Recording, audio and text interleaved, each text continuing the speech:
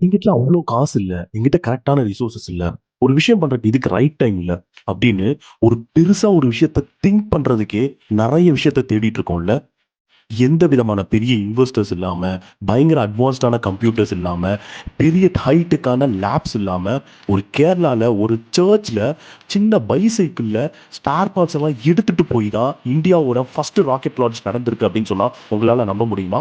அந்த ப்ராஜெக்ட் 1963லயே நடந்துச்சுன்னு சொன்னா நம்மளால நம்ப முடியுமா?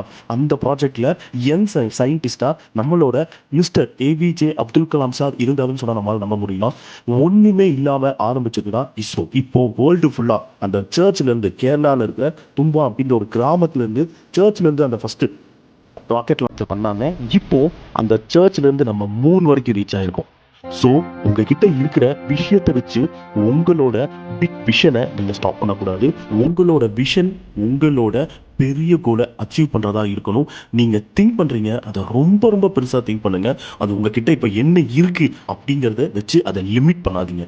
Always think big. அந்த ஒரு வெப்பன் தான் உங்களை லைஃப்ல எங்க கொண்டு போய் ரீச் பண்ணும் அப்படிங்கறத டிட்டர்மைன் பண்ண போகுது. So think big, think big, achieve big.